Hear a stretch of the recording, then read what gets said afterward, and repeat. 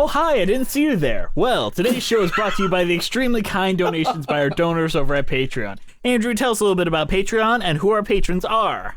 Well, Patreon is where you support people that you want to support. Everyone knows what Patreon is, Jess, okay? We have commentaries on there. We have after parties for some episodes. We have a bunch of stuff on there, honestly. And our current patrons are Stephanie L., Terry Needleman, Max Lunig, Benjamin Lear, Lily Ackles, Mackenzie Horner, John Donna, Taryn the Duck, Melissa Goldman, Jess Lightning, Ewan Cassidy, Haley McDonald, Teskier, Cullen McLeod, Fire of September, Mina Maniri, Monica Thoreau, Haley Murray, Allison Wonderland, B-Way Flicks, Michael Johan, Nathaniel Stacy Coombe, Joseph Evans Green, Luna Rocks 222, Irigale Drouet Whiter. You're a failure and you should feel bad. William Watt, Carrie Ahern, Christine Mal Medell, Ben Packard, Mezzanine Theater Diary, Carson O'Connor, and there is one more. But we'll get. He's in the room, so we're not allowed to talk about him. I'm just staring so awkwardly at the list of humans. Like edge of my seat, just waiting for it. And Brent Black. Look, I support the arts, but before we move on to like away from Patreon, there's one thing we have to do. Today's show is also brought to you by Mezzanine Theater Diary. It's basically a brand new app. It's like musical theater letterboxed. It's incredible. It has a database of shows that covers 30 years of Broadway history and is growing all the time. But the app really? Yes, it's really incredible.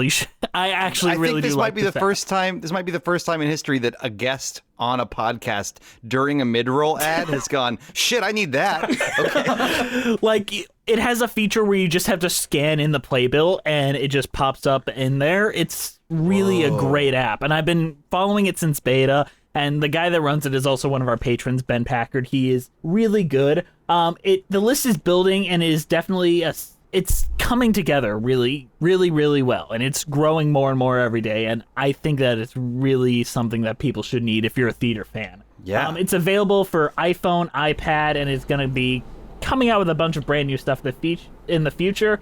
So just search Mezzanine in the App Store, visit theaterdiary.com to learn more, because honestly, me as a human being recommends this, and me as someone that is like in cahoots with this guy really loves it too.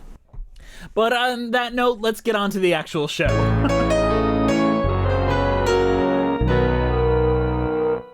Hello, I'm Jesse McAnally. And I'm Andrew DeWolf. And welcome to Musicals with Cheese, a podcast where I try to get Andrew to like musical theater. And Andrew, we have a wonderful returning guest. Wait, we have a guest on this show? That's so weird. We definitely haven't heard him already. He might as well be the third host. Like, he might be the third cheesehead. The third cheesehead? What is this? What is that state that does that? I don't even remember. Philadelphia, what? No, Wisconsin. You're thinking Wisconsin. I was thinking Philadelphia because that's where our third cheesehead is. It's Brent Black.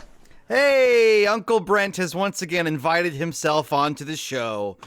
He just comes into our houses. He's just here. We won't leave until we...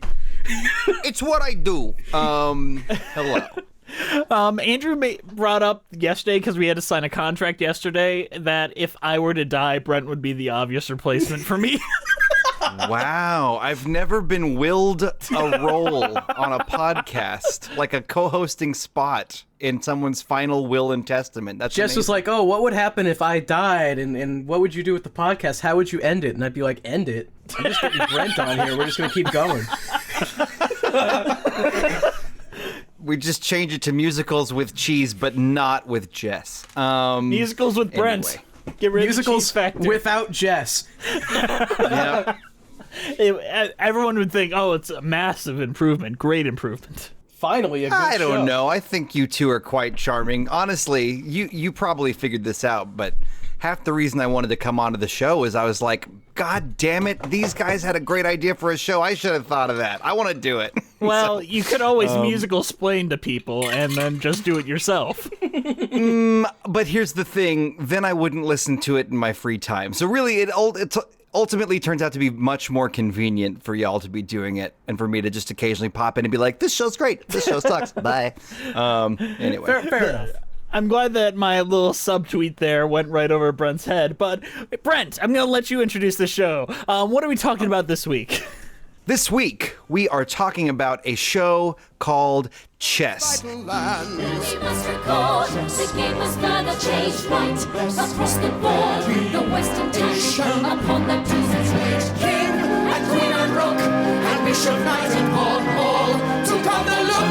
We know today the modern game was born. And in the end, we see a game that started by mistake in Hindustan, unboosted in the main by waters, now and become the simplest and most complicated pleasure yet devised. But just the kind of mind who would appreciate this well-researched and fascinating yarn. Chess is a musical with music by Benny Anderson and Bjorn Ulvaeus. Did I say that wrong? It's by ABBA, dude. It's by ABBA. And lyrics by Ulvaeus and Tim Rice, and a book by Rice. According to Rice, he pitched the idea to Weber, but Weber was in the middle of Cats, and he pitched it to Marvin Hamlish, a composer of a chorus line, but eventually met Benny and Bjorn of ABBA, and they agreed, but wanted to start with a record rather than jumping right onto a stage show. Thus, the concept album was born. And really, this is a strange musical. Like, it's really one of the more strange, like, complicated musicals I've ever seen.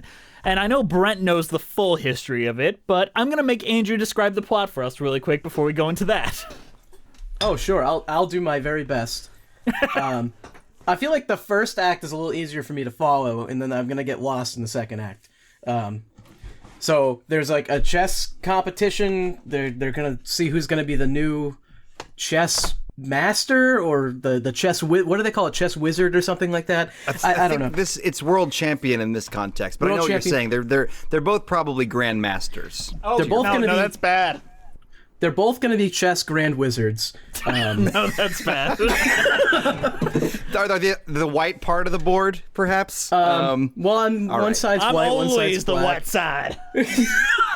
Oh no. I mean, white does have an advantage in chess because you get to go first. Is more likely to win if you play as white. Chess is a racist game. Chess. White pawn privilege. Wow. White privilege in chess. It's true. Okay. But there's an American guy who is going to try to become the new world champion, and a Soviet guy, and it's like a big metaphor for the Cold War, kind of, using chess. And the Soviet guy wins in the first act, and he becomes the new world champion. And then the second act, he moves to Britain, and I kind of lose track of what happens here. And sometimes he wins, sometimes he loses. He moves depending to on which version England, you're watching. and then they're in the one we watched, which I think we watched the British version. Is that right? Yes. The most recent version was Josh Groban.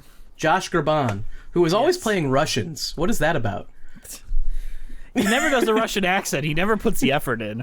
I don't think he's a very good actor the more I watch him. He's a decent singer. He's not really an actor, though. Actually, Jess, I hate to actually you. They did do a new version. Ooh. 2 years ago, I went to Washington, D.C. because they were doing a pre-Broadway tryout. Ooh. But then it didn't seem to go to Broadway. It had Raul Julia. Isn't he dead? Do you mean Raul Esparza? Raul Esparza. Good catch. Okay, now we've well actually each other. We're even. But anyway, but no, like it was a new book. I'll explain more about the different books later, but you said the newest one, and I think the newest one that's easy for everyone to access is absolutely the 2001 Josh Groban in concert performance. But they have tried to bring it back very recently. Okay, well, in the second act, he moves to England, the Russian character, who is the main character, and then they try to make him throw a match or something like that, and I don't really remember why. Probably just because of Cold War nonsense, and the Soviets want to look better than the Americans or something like that. And he doesn't, and that's the end. Brent, can I actually you now? Please me. Actually, the most recent production is the Tokyo 2020 production with Ramin Karimloo and Samantha Barks. Well, Ramin Karimloo was in the DC one as well, so I guess they like him as Anatoly. But You win that one. The most recent one I've seen. There we go. So what's whack about the description of the plot just now is that it's simultaneously correct and only one version of the show, because for reasons we'll get into, they keep trying to fix the story but keep all the songs. So in the Broadway version, they changed it all around, and the Russian moved to America, and instead of Freddie becoming like a TV correspondent, he actually just came back for the final battle in Act 2. And what don't they have him win or something? I was looking into this, and it's like all this wacky stuff they try to do in the American version of it. In the Broadway version, which is sometimes, pieces or the entirety of it are redone over here, basically he's being blackmailed or they're holding things over his head. They're leveraging things, trying to get him to lose. In some versions, it's the Russians trying to shame him into coming back home and like reversing his defection. But in the Broadway version, he does actually lose on purpose. And so Freddie's like, haha, I won. But Anatoly's like, this was the point. Now they're not going to like kill Florence, or maybe now they're going to let Florence see her father again. There are so many versions of this show. And yeah, anyway. Act 2 just kind of feels like a mess to me, if I'm honest. It is. It really is. Because like the first act, I'm like, oh man, this is like straightforward. I get it. And then Act 2 happens and it's like, I can't even follow this at all. I have no idea what's happening anymore. Fair as hell. Super fair. So what now? What's the next? I'm trying to hold back my thoughts real hard. What do you think, Jess? I think the show altogether is a little bit of a mess. Honestly, I don't understand why they didn't just cut their losses and just like license One Night in Bangkok 1,000 times until like they make their billions. Yeah. It was actually One Night in Bangkok and Heaven Help My Heart were both, depending on which country, the US or the UK, they were both chart toppers. And the versions from the original concept album, which that's always so weird to me. Like One Night in Bangkok, the verses are like this random guy who kind of sounds like Jeremy Irons doing an American accent, doing this very white rap about chess. It's odd. Wasn't it Murray Head? Head? Song. It was Murray Head.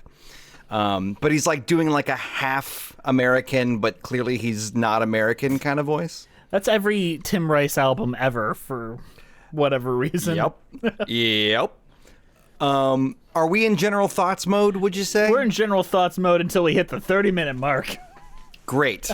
Couple thoughts from me. I'm trying to do less than La La Land. I know I really drunk Thanksgiving to that one, but that was a great episode, and we all know it. It was fun. It was real fun. I still despise that movie. And all the rules I set out of what makes a good musical, like, I'm such a hypocrite because I have a real soft spot for chess, and it really doesn't do most of them. But, the problem is they did a concept album, and concept albums give listeners a chance to fall in love with songs that haven't actually been tried out on stage. So many great musicals cut like half the songs after they do a first staged reading or they air it out the first time. But a concept album sort of forces you to fit a show around the list of songs, and they've kept doing that. They've kept trying to figure out what's the story that'll fit these songs that we want to keep. It's sort of like this weird, bizarro jukebox musical of a thing that they thought was a good story that wasn't. But no matter what version, it's ultimately a story of a jerk, another guy who's less of a jerk but totally ditches his wife and kids, and the two women who have to put up with them. That's the story of Jess. I mean, it sounds like you think that concept albums are inherently a flawed idea for springboarding a musical. I think that if they do well, you've really painted yourself into a corner because of the massive amount of revisions that what I would consider to be the best shows go through.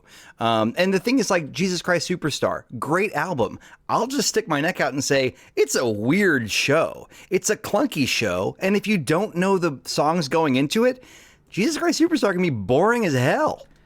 It's an album. It depends on how it's performed, because in this most recent touring production, I think it is the best incarnation of the show that there's ever been.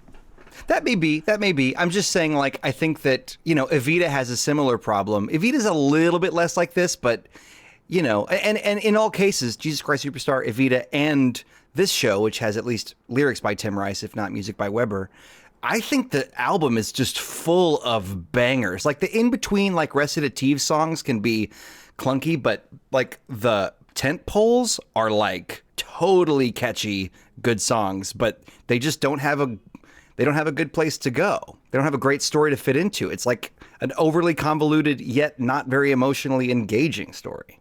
I mean, it's basically Rocky 4, isn't it? Rocky 4 except without a boxing game is chess. Whoa! What if you just rejiggered all the songs to make a Rocky 4 musical with the chess soundtrack? Oh my god, I would so see that. You would have the Rocky musical. What if you just took Act 1 and just did that and cut Act 2 entirely and then really just play up the Cold War metaphor stuff? Honestly, I think this would work really well as a one act. Because I feel like once Act 2 comes along and it becomes a little bit more all over the place, it does get lost. Well, and I think part of the reason for that is because, I mean, look, there are certain rules in musicals that are so dusty and so, like, old school, but they work, which is you gotta know what your character wants. We don't really know what Freddie wants. I mean, he wants to win, but we don't really know that kind of, like, spelling bee, the why behind the want to win. And Anatoly has, like, this reverse I want song. He has, like, an I don't want song. So his song, which is, like, the Where I Wanna Be song, is very good, but it's this song about how crappy his life's turned out to be, but it doesn't really tell us what he'd like his life to be like. So we're just not really emotionally engaged. These characters aren't terribly likable, so we can follow them for one act, but once you get to the second act, it's almost like, who cares? Like, I don't like these guys. Just everything they were working for has already been accomplished. The match already happened. That was it. And then now it's like, what do we do for the rest of this? They do another one, I guess? I don't know. And in both versions of that, like, it's you win if you lose if you do, if you lose if you don't. If you go up against each other again, it's just the same as Act 1. If you don't have any emotional connection. So you're fucked if you do, fucked if you don't. And also, if you don't, like, Freddie kind of has nothing to do if you don't as well. Like, he's kind of just there. And then they cut out his part of the Endgame song, so it literally has no reason for him to be in Act 2 aside from the sing One Night in Bangkok. Yeah. Yeah, pretty much. Yeah. There's some versions, actually, when he doesn't show up at that dinner with Florence and Anatoly, where they're going to try to work things out. Some versions, which I think the Australian version includes this, basically the reason Freddie doesn't show up is because he just gets distracted by Bangkok and the One Night in Bangkok musical number happening around him. He's like, oh man, this is so great. I'm just not going to go. Yeah. I want to just talk to all of these people singing around me. The weirdest line in that song is, I get my kicks above the waistline, sunshine. I'm like, that doesn't sound like your character at all. That sounds weirdly judgmental of sexuality. Aren't you like the big, like, sexist jerk who likes to bang? I don't know. It's a weird... I feel like that character wouldn't know anything about Broadway. It would be really weird for him to reference Yul Brynner a bunch.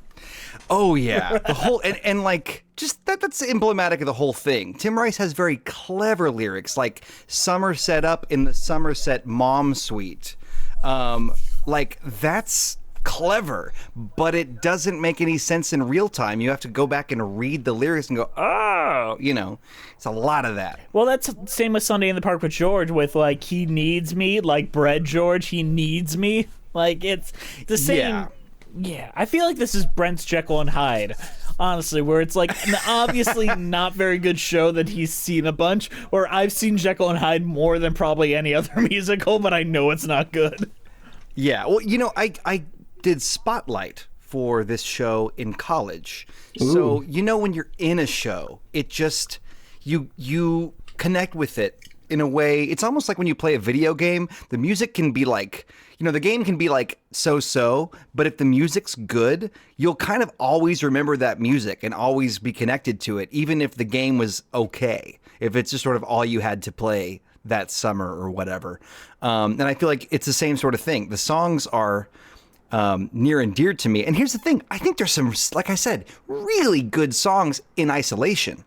But having really, really looked at the history of the show, I just feel like they painted themselves into a corner, and there's almost no way to make a really engaging show. The only thing that I'd like to see, if I could just command the seas and have all kinds of wizardly powers. Take it. I wish they would try to do this show as a comedy, like a self-aware comedy.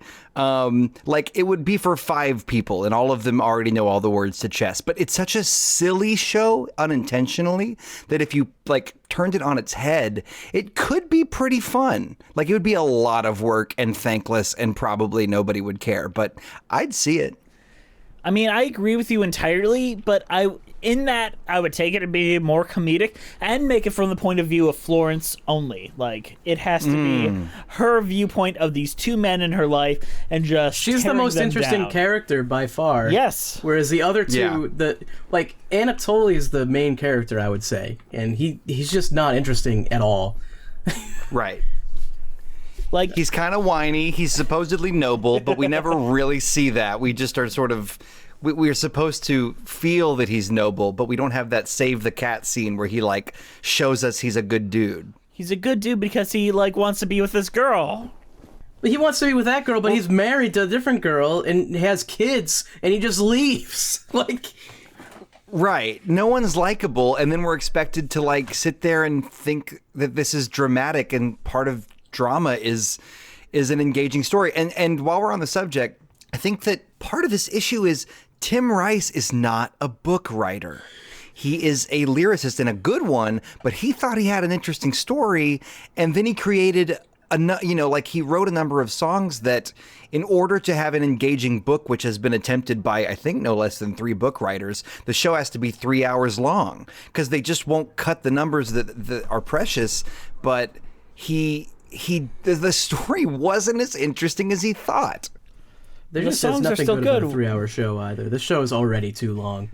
It is. Exactly. The one we watched was, I think, 2.5 hours, and it's there is so much of this that it just doesn't need to be there.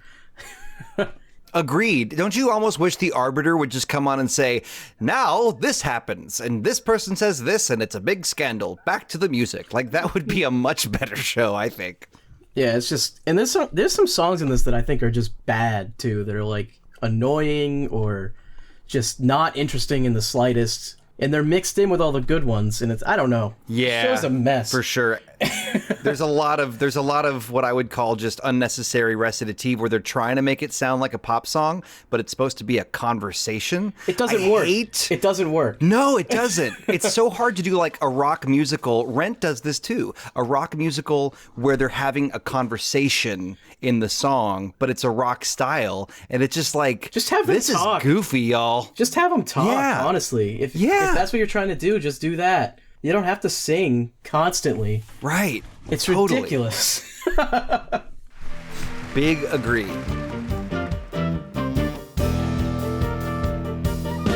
Well, we can complain that you've been ignored by the press. What they say, They're not too polite.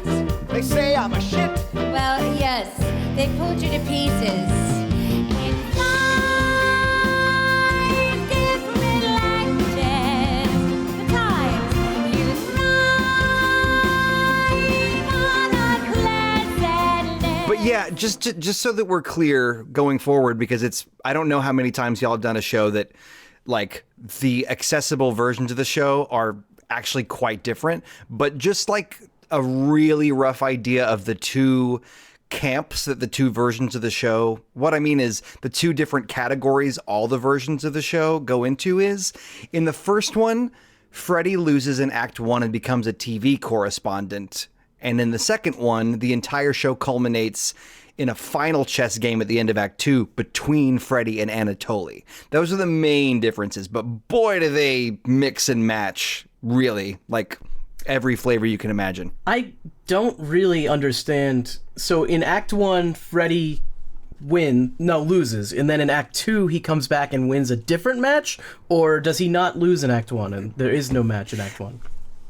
I believe, and keeping in mind, I've been skimming different versions and I haven't watched all 8 hours of 4 different versions, but basically as I understand it, there is a version where they have like kind of like a sort of a World Series where you have to win best out of X number, best of 3, best of 5, whatever. Yeah. And when Anatoly defects, he does that in the middle of the thing and then he comes back. So basically, okay, in the Broadway version, Act 2 is 8 weeks after Act 1, and everyone's now in Budapest to witness the conclusion of the match. So, they change up what happens in between, but it's the same set of games. And so the final game in Endgame, at least in the American version and other versions like this, is sort of the conclusion of the match that began in Act 1. So they don't actually do like a rematch. It's the match is concluded there.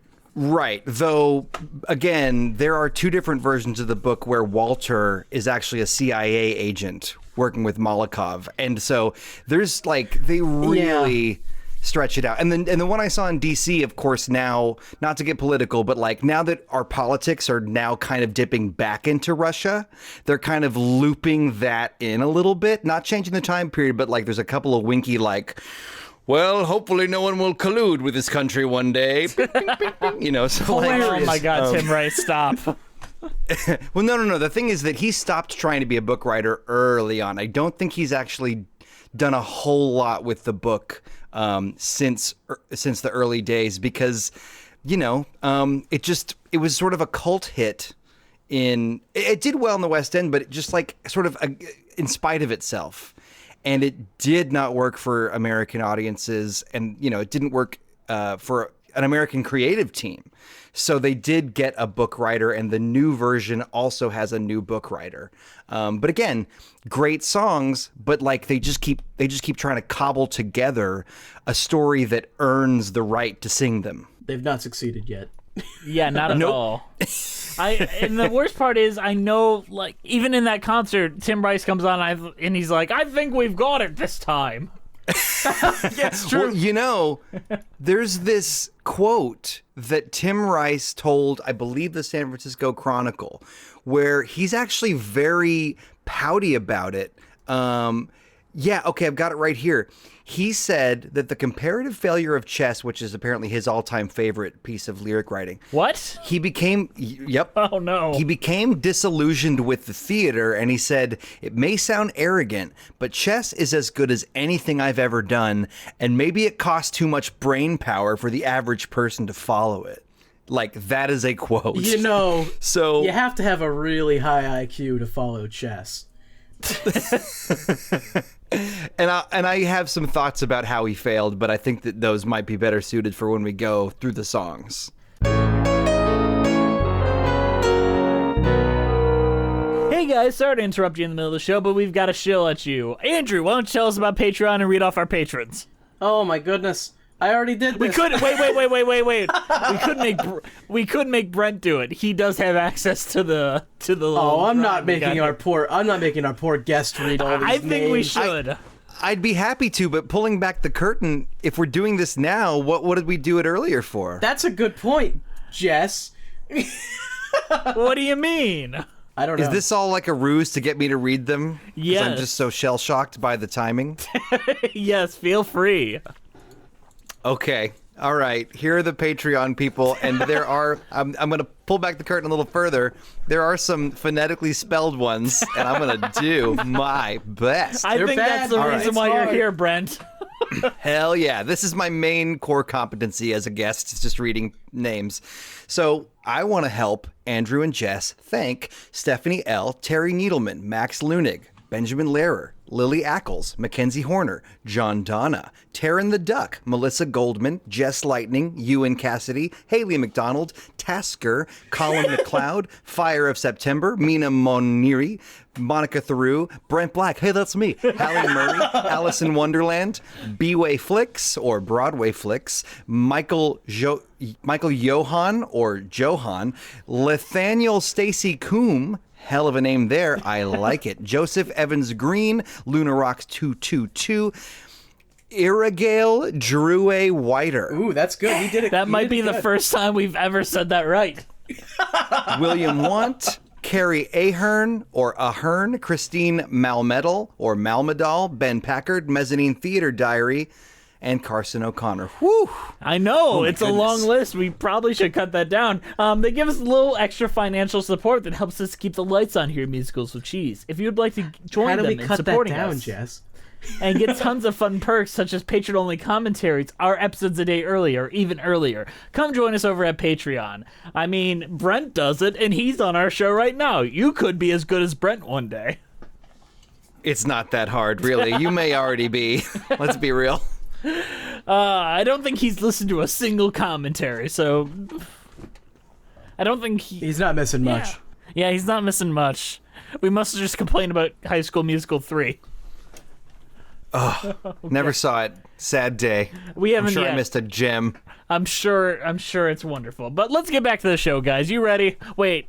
She begged them stop the slaughter with her every breath, but sure enough, one brother died. Sad beyond belief, she told her winning son, you have caused such grief.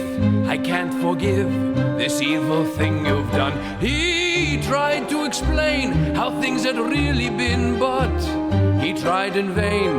The words of his would satisfy the queen. And so he asked the wisest men he knew the way to lessen her distress. They told him he'd be pretty certain to impress by using model soldiers on the checkered board to show it was his brother's fault. They thus invented chess.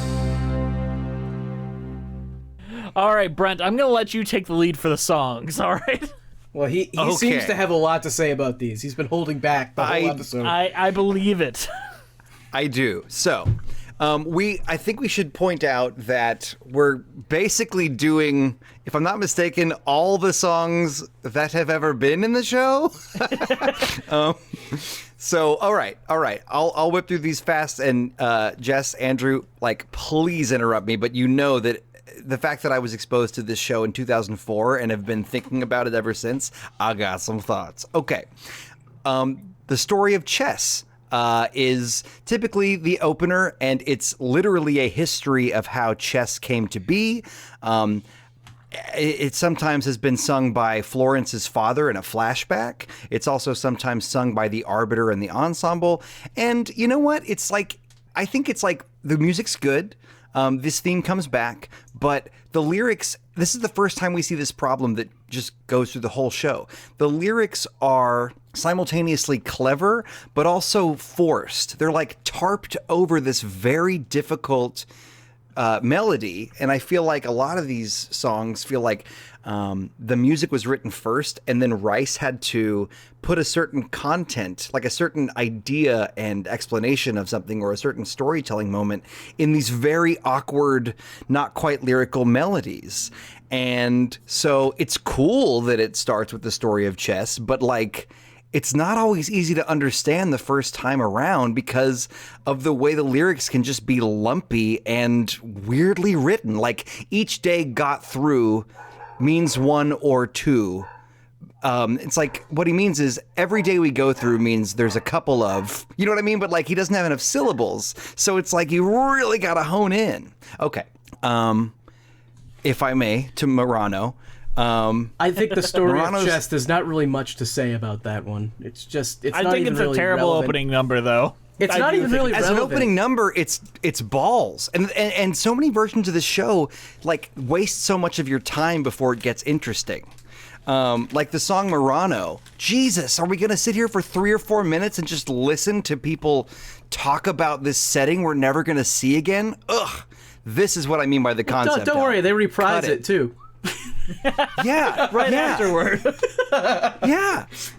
So then Freddie shows up and he's swinging his I'm really good at chess dong around. But at least it's a good song that gives you an idea of his character. I feel like this section of the songs is one of the better ones where they introduce Freddie and Florence, and then they introduce Anatoly and Molokov, and it's kind of the most structured part of the entire show, almost. I completely agree, because you think they're setting up something that you're going to want to see. And now, keeping in mind, I love this show. I just think it's bad. So, yeah, I agree with you, Andrew. It feels like, oh, here's what Freddy's deal is. Okay, here's what everybody's sort of deal is. But it feels like still, oh, they must be setting up something great. But we also see the problem I was talking about again of like, two things. The lyrics feel weirdly tarped over not very applicable melodies. And then you've got like commie newspapers, which is where Florence is like, in 5 different languages. But she doesn't do that. She goes, in 5 different languages. And it's like, why did you need to say 5 for that fucking long? Because it was the most important part of the sentence. I mean, to be fair, you're right. Like, I have thought about that, but it's just like, I mean, for instance, later on in the mountain duet, sometimes called the terrace duet, Anatoly is just saying, I have to hand it to you. But he sings, I have to hand it to you. And it's like, just get to the fucking point. Anyway, so, okay. Freddy's entrance, pretty cool. Commie newspapers, we find out he's kind of a shit. But he's sort of got this weird impish kind of thing.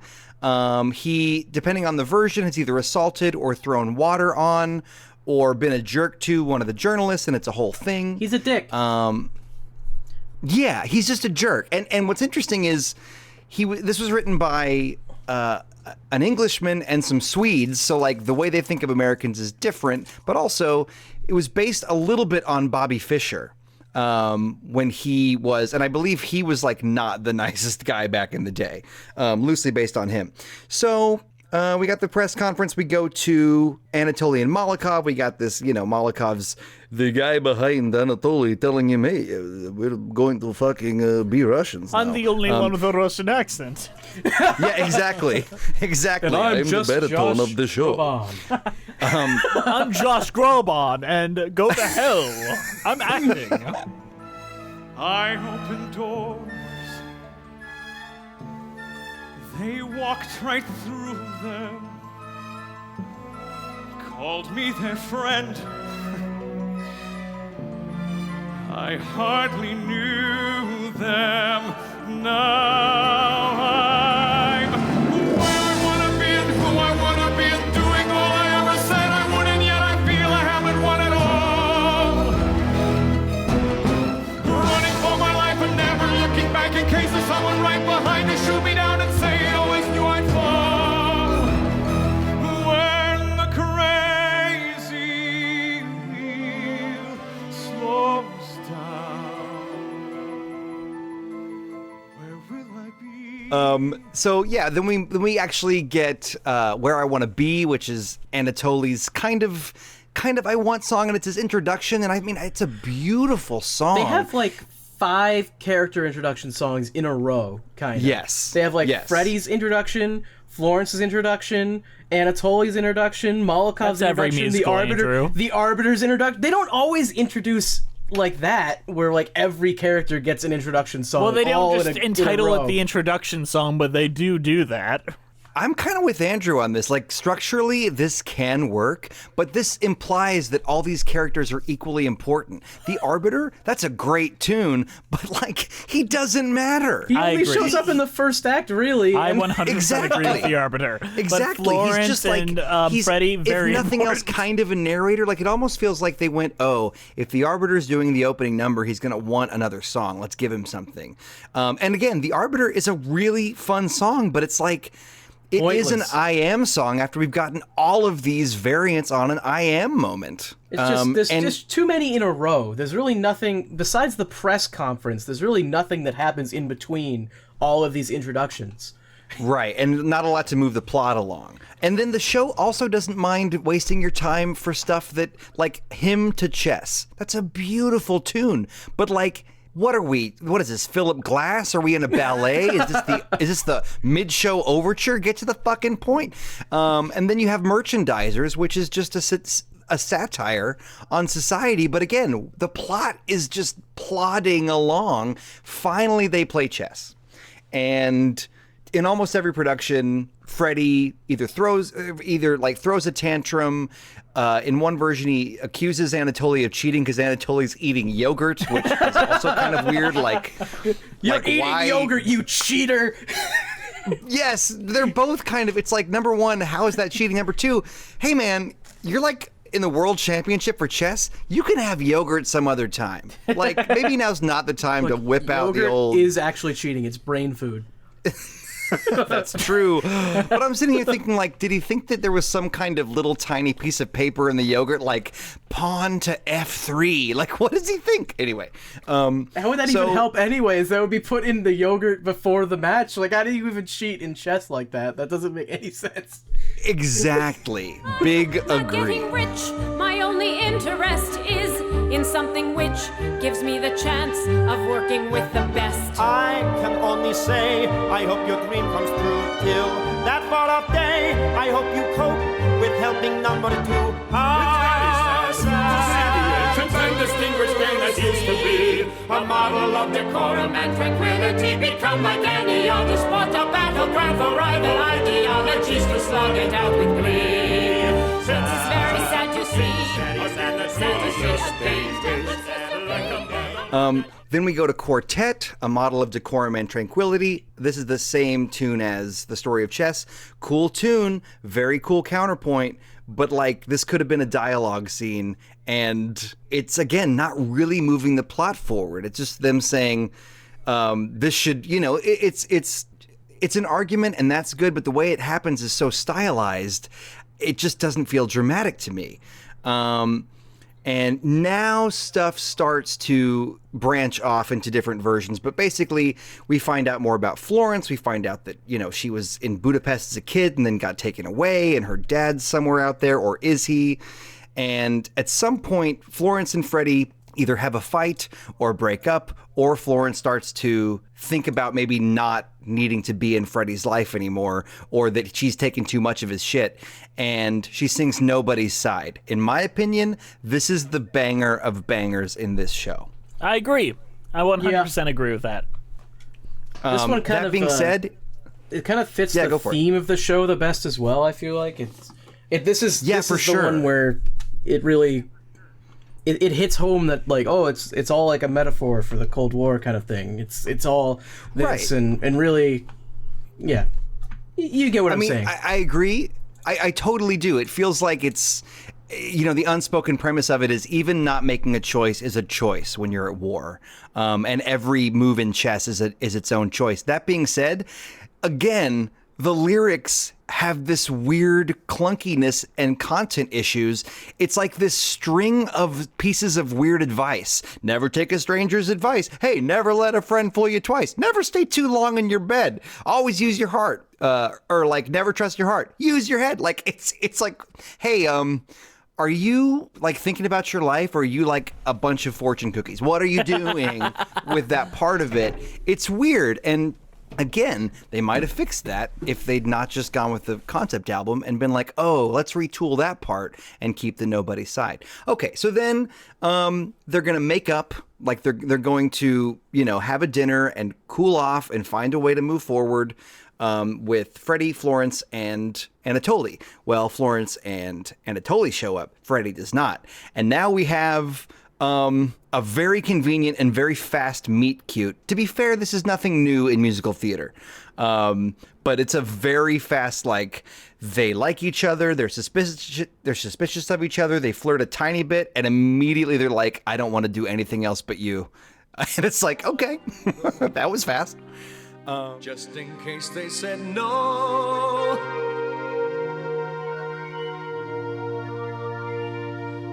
Pity the child who has ambition, knows what he wants to do, knows that he'll never fit the system others expect him to. Pity the child who knew his parents, saw their faults, saw their love die before his eyes. Pity the child that wise. He never asked, did I cause your distress? Just in case they said yes. this. When I was 12, my father moved out. Left with a whimper, not with a shout. I didn't miss him, he made it perfectly clear. I was a fool and probably queer. Fool that I was, I thought this would bring those he had left closer together. She made a move the moment he crawled away. I was the last the woman told. She never let her bed get cold. Someone moved in, I shut my door. Someone to treat her just the same way as before. I took the road. Then Florence, in every version at this point, soon after that, Florence quits. She's mad at Freddie, and at least in the original version, now we get Pity the Child, which is supposed to be Freddie's tragic backstory. I don't really understand this one. He didn't bayonet no kids, I'll tell you that.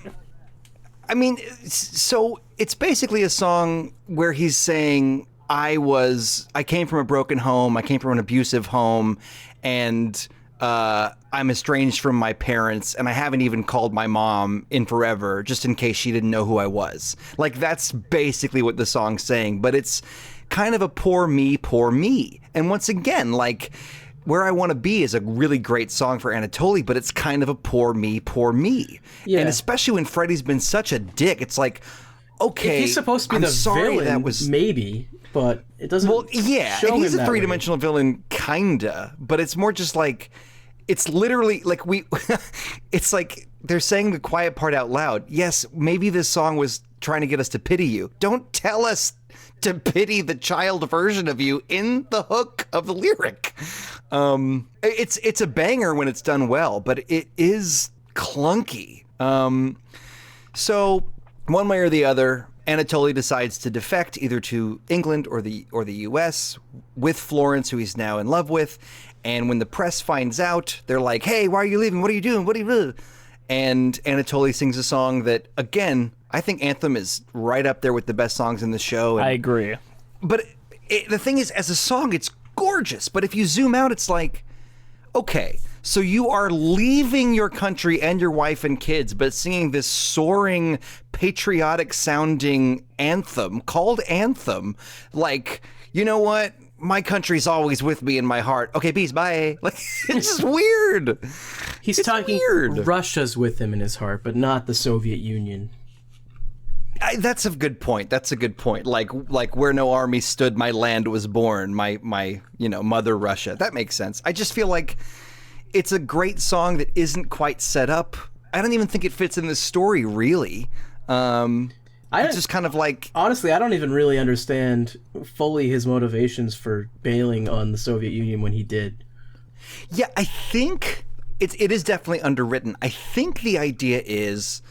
Isn't it funny that we're presenting a show about this musical and we're just sitting here like trying to solve the mystery of the show? Yeah, like what did they do? Yeah. What did we watch? No, but like I think that the fact is he's tired of being a pawn, and that's not real. I mean, obviously that's what they're going for in the show. He's tired of being used by his government, and basically, it's the Soviet Union. So if he loses badly, they might kill him. And so he wants to get out. But to your point, Andrew, it's not really dramatized. It's sort of a surprise when it happens. That's the whole problem with the show, is that it's got too many songs that don't quite specify the storytelling. Well, when he leaves... if there's a book in between, it makes it too long. Bangkok, Oriental setting, and the city don't know what the city is getting. The creme de la creme of the chess world, in a show with everything but Yul Brynner. Time flies, doesn't seem a minute since Tyrolean Spy had the chess boys in it. All changed, but don't you know that when you play at this level, it's no ordinary venue. It's Iceland, or the Philippines, or Hastings, or this place. One night in Bangkok and the world's your oyster. The walls are temples, but the pearls ain't free. You'll find a god in every golden cloister. And if you're lucky, then the god's a she. I can feel an angel sliding up to me. So now we open Act 2. Most versions of Act 2 open with One Night in Bangkok. Which is a banger. Oh, it is a banger for sure. And it's a weird banger. Like, I'm a composer. I can listen to music and go, oh, I see what they're doing there. This is a weird song. Like, it's good, but it fries my brain. And now, there's so many versions of what happens in Act 2, but basically, The Soviet Machine was a song written long after the first version. I'm not even sure it was in the Broadway. But the idea is they've now got Vigand, who's the kind of like machine-like kind of He's the guy that toes he's the the party Rocky line. he's the Rocky 4 guy, right? Exactly. Nailed it. Yes, he is. Ivan And- Drago. He doesn't I mean, even that is- speak, does he? Like, I don't think he has a line. Certainly not in the Josh Groban version. I'm not positive that he's always silent, but I've never seen him talk in any of the versions I've seen. So, but The Soviet Machine as a song is pretty fun. Malakov actually gets a solo, and it's very like Russian folk song, and they're kind of celebrating they got this new guy who's going to beat Anatoly. And honestly, this is one of the few songs in the show that's really catchy and really moves the plot along. It's a plan. We've got a plan to beat Anatoly. It's our new guy. Yeah, and it's by like some Yeehaw. secondary character that's just like, whatever. This is the guy that has the plan that's gonna do something. Anatoly Right, just is like, right. I'm gonna sit here and not do anything at all. Yeah. I think I just real quick skipped over Heaven Help My Heart in the first act, which is used in different ways in different productions, but it is Florence typically falling in love with Anatoly. And like I said, that one, it's pretty. It's not my favorite, but actually that one charted in the UK, like on the radio. My God, this show is like the strangest anomaly ever. Imagine if Hamilton just like altogether was a mess, but like, Say No to This was pretty good. I mean, honestly, that's the thing. And I love this show, but I want to believe that there's a version of this show that earns the right to have these songs, or a version of the lyrics that earns the music. But it's kind of like an Escher painting. Like there's no real version of that without changing the laws of physics. So at this point, the story, again, branches out into many different versions, but basically there is some attempt to use Florence to get at Anatoly, typically. And in all this, there's Svetlana, who's Anatoly's wife, that in many versions is used to kind of emotionally blackmail him.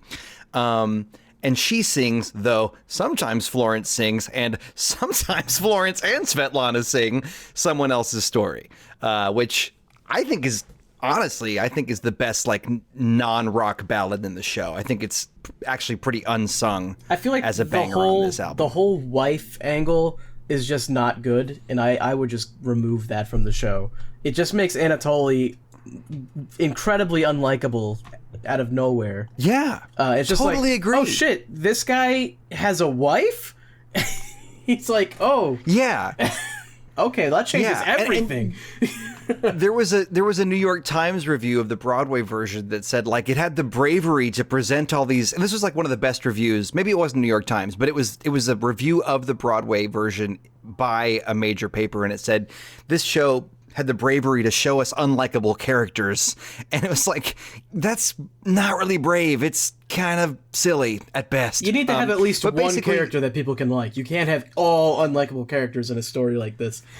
Right. And even Florence, Florence is the smart one who we kind of feel for, but we don't like her. Where's the charm? Is she funny? You know what I mean? Or is she just so mad because Freddie's such a jerk that she has to yell at him a bunch? We never see her fun side,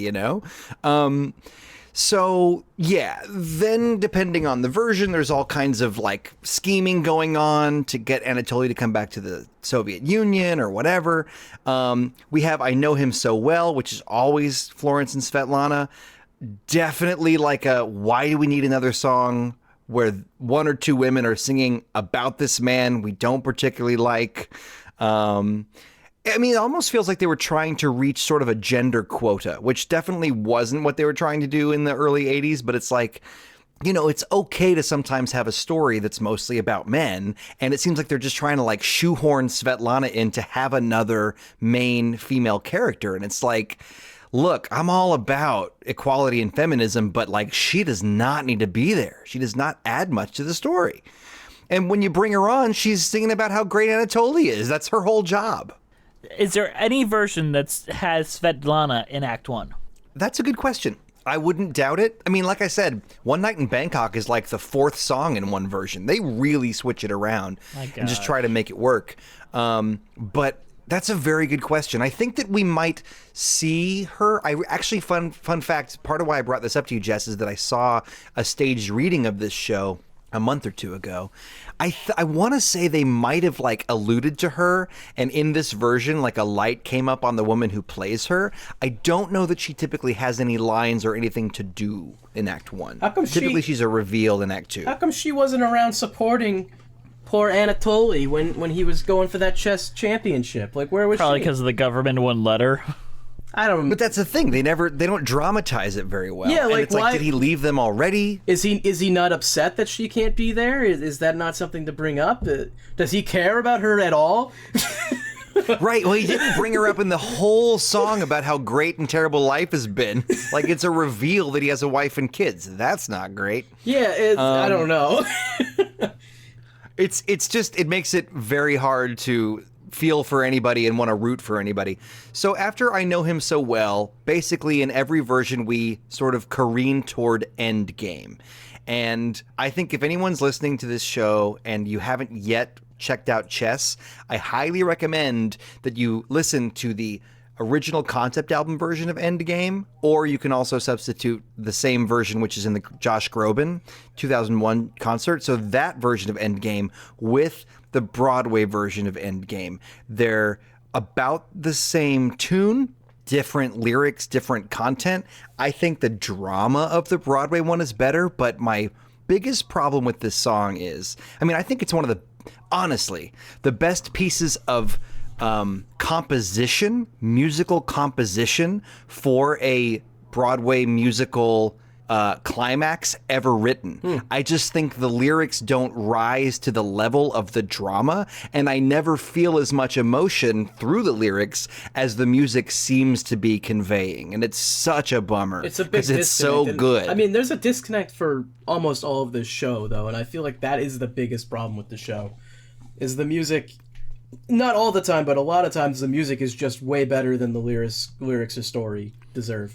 Right. And in recycling a lot of the tunes, sometimes they use music that doesn't emotionally fit the moment. Like, for instance, when Florence and Freddie fight, they usually go into this thing that's like, who'd ever think it's such a squalid, bitter ending? And like that comes up over and over again. I think that sounds like a triumphant, like, hey, we're friends now. Right. Like, that's what that music sounds like, but it's actually like, I hate your guts. I can't believe you're such a bastard. It doesn't fit. But yeah, so now the endings, there are many endings. In one ending, which I call the sad clue ending. So it's like a video game. There's a good ending, a bad ending, and then like in the middle ending, right? Yes, it's like BioShock. Depending on how many of the songs you lose your train of thought and start getting distracted and thinking about something else and checking your phone, the worse ending you get. No, but like, so in the worst, in my opinion, the worst ending, they told Florence, hey, if you get Anatoly to lose, we'll find, we'll give you access to your father who we found, and he's still alive. And then when all that happens, turns out her father's dead, and that's not the guy they had all along. And she just sings a reprise of Anthem, and that's it. So she It's was like a pawn all along? Exactly. Then there's a version that I don't think was Broadway or West End, which is she does get to meet her dad, and I think that he comes out and some lullaby from a flashback is sung again, and like that's one of the last images of the show. I also think the Australian original cast, had an ending that was between Anatoly and Florence singing their You and I song, and it was just like, you know, we're star-crossed lovers, not meant to be, but I'll miss you, and this was great, bye. It's like this show, they don't know how to open it, they don't know how to close it, they don't know how to tell the story, but the songs, if you just take them in isolation, so many of them are good. And I have weird connection to it. It's such a strange show. But yeah, those, aside from like a couple of the sort of in-betweener songs, that's the soundtrack. That's the list of songs. There you go. I think that was pretty comprehensive. Thanks. I'm surprised. I usually use more notes, but apparently I've definitely saturated my life with this show. You are just obsessed with chess. I don't think I think you have said more about this show than I have to say about this show in the last 15 minutes. Well, you know, honestly, as a musical theater writer, I'm just as interested in how the hell they produced this Frankenstein monster as I am with the fact that I like the songs and find the story to be, in the way that it is interesting. So basically what you're saying is you could write a song called The Story of Chess about this. Yeah. Oh my God. Both people that would really get the joke and appreciate it would be so happy. But you know, like, I think that, so, you know, when I did the La La Land episode, I was just really getting back into musical theater writing. So I was spewing all these like rules of thumb.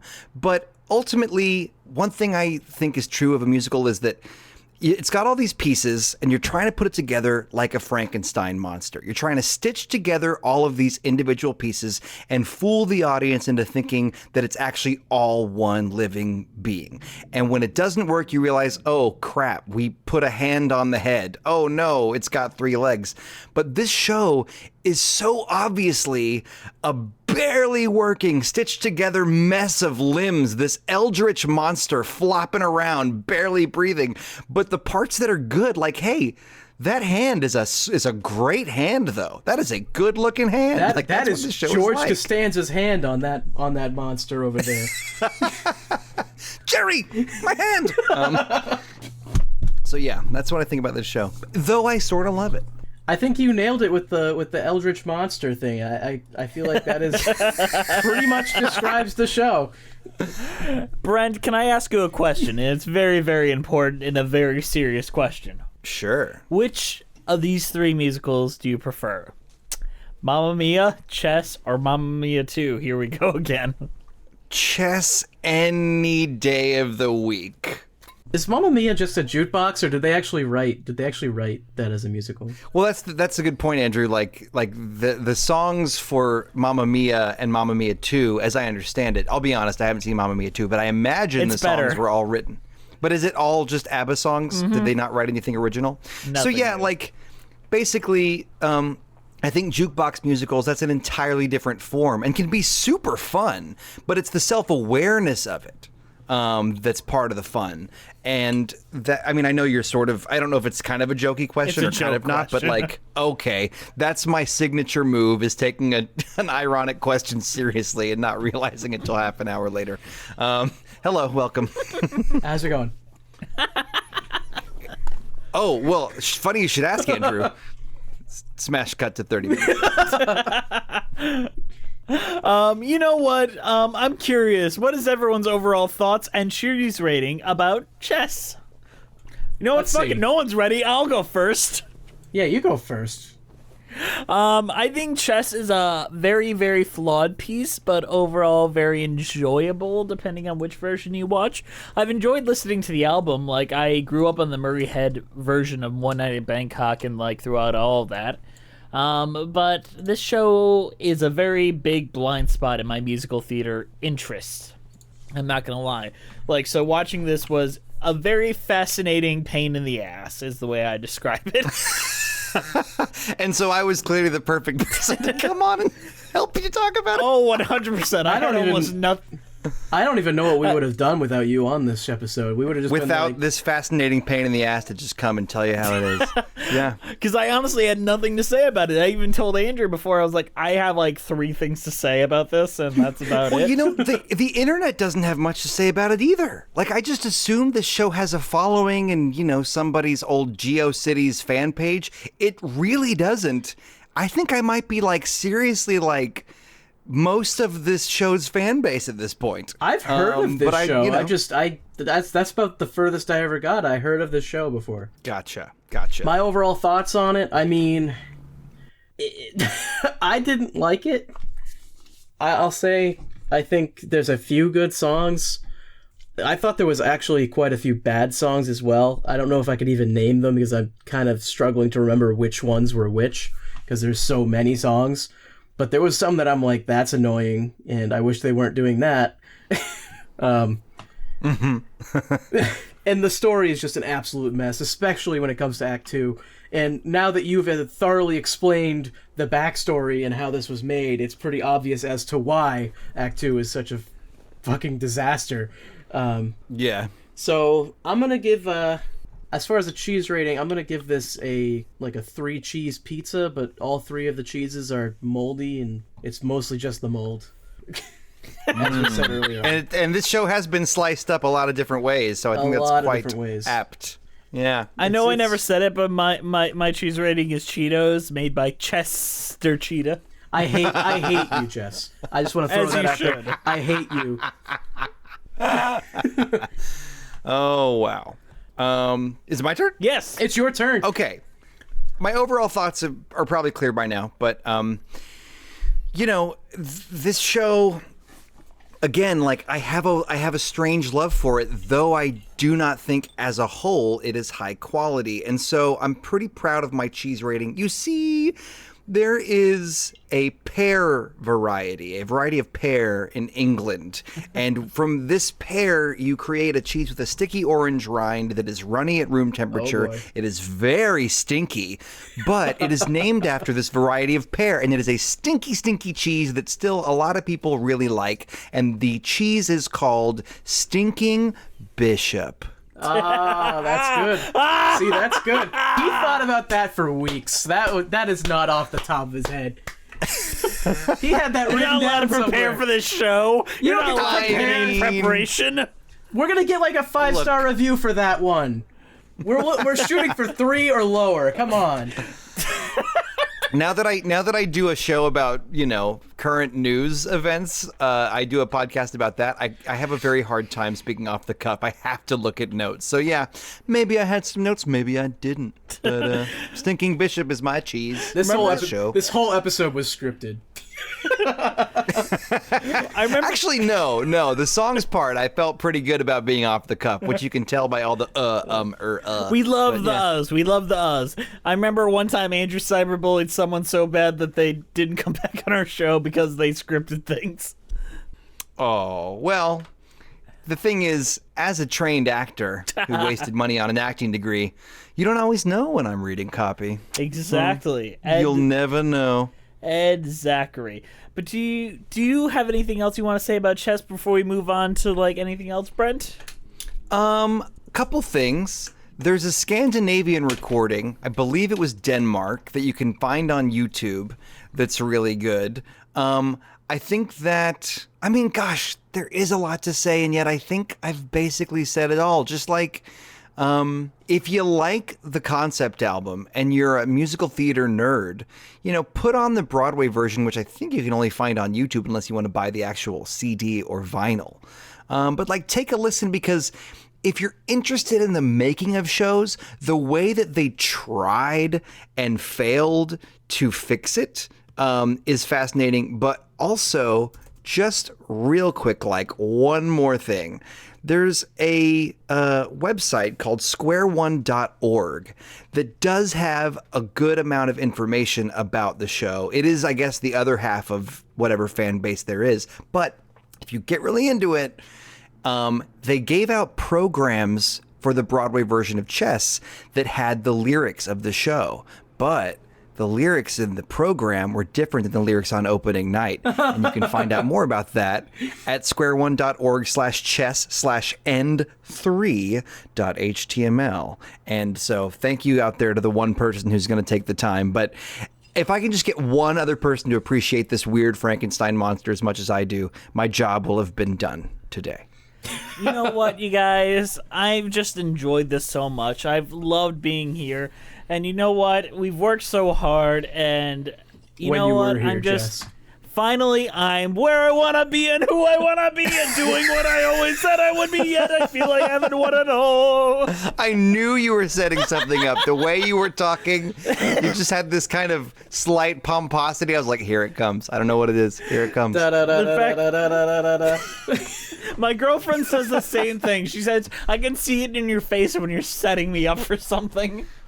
Yeah, me too. I can't help it. It's great, though. But I haven't got a good setup to introduce our patrons, so Brent, why don't you promote yourself out there? There's a ton of things to promote. Great. Okay, so I'm going to start with the musical that I'm writing. I am writing a Star Trek parody musical, specifically a parody of The Wrath of Khan, a clunky version of a musical based on that by Data, the android.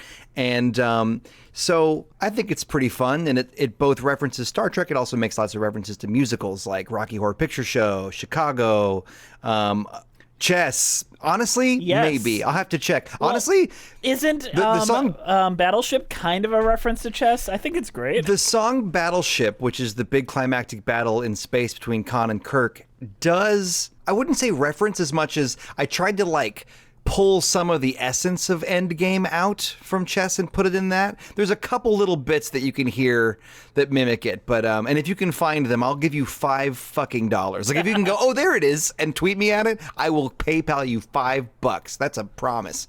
But anyway, you can follow the progress of the show by following my it is a locked account, but I pretty much add everybody. It's on Twitter, and it's UASTPM. If you go there, you can actually watch a pretty high quality video of a recent reading we did in Philadelphia. Again, that's twitter.com/UASTPM. I think that's all I want to plug today, because I think that's the most pertinent thing to your audience. Well, Question Box is pretty great, and I'm sure one day me and Andrew might be on it if we're good enough. If you're ready to talk about your balls in a really kind of vulnerable way. I would love to hear about Andrew's balls in a vulnerable sort of way. So, okay, real quick, I do a very TMI show called... Honestly, that doesn't surprise me. You seem kind of like a chill, just ball throw kind of dude. But anyway, so yeah, Question Box. Question Box is we call it the game show podcast of shockingly personal questions, and it is just that. It gets very, very personal. We're very sex positive, but sometimes people aren't even ready for how real and chill it's going to be when we are talking about the stuff. But also parents and childhood and fear of death and all kinds of weird, cool stuff. We have great guests on like Travis McElroy, Dave Bulmer, all kinds of Kevin Allison of the Risk podcast. So anyway, we're on all the major podcast platforms. You can search Question Box. That's not the Question Box. It's Question Box. And we're also on Twitter at Question Box Show. Let me just say that show has made me think more about Brent's foreskin than I've ever wanted to. Well, I'm just trying to put it out there. It is still okay. there. You have yours? You're going to have to... The answer to that is much more specific than you think. Yes, it is. You're going to have to listen. I believe the episode with Proton John, somewhere around our 6th episode, is the one you'll just simply have to listen to find out the extremely nuanced and probably unexpected answer. You had me, twisting my legs at work. God. But do you know who doesn't make me twist my legs at work? Oh. I don't know if you do, but anyway, our wonderful patron. You might soon. Yeah, I'm going to let Andrew go and talk about that now because I can't hear what anyone's saying. Well, Jess was like, here, let's talk about Brent's foreskin, and then everything went weird. Not my idea. Well, but anyway. I guess I'll get to end the show. You know who's not going to talk about Brent's foreskin for very long? Our patrons. That's what he was going to say. That's what he was gonna say. Thank you to all of our patrons. You can check us out on iTunes, Spotify, Stitcher at Musicals with Cheese, or on Twitter at Cheesy Musicals, Patreon at Musicals with Cheese, Instagram at Musicals with Cheese, YouTube at the same goddamn thing as all the other ones, and our email is musicaltheaterlives@gmail.com for some reason. Our title card was created by Jolene Casco. You can find her on Instagram at Jolene Casco. And is there anything else we'd like to say, Brent? I don't think there's anything else we left to say. Nope. But thank you so much for having me on. Loved it. Big fan of the show. I always like coming on. Yeah, and I'll see y'all next time. big special thanks to our guest, Jess McAnally, for coming on the few times he did. You know, all you gotta throw in is like a couple and then you're basically on the show. All right, guys, we'll see you next time on Musicals with Cheese.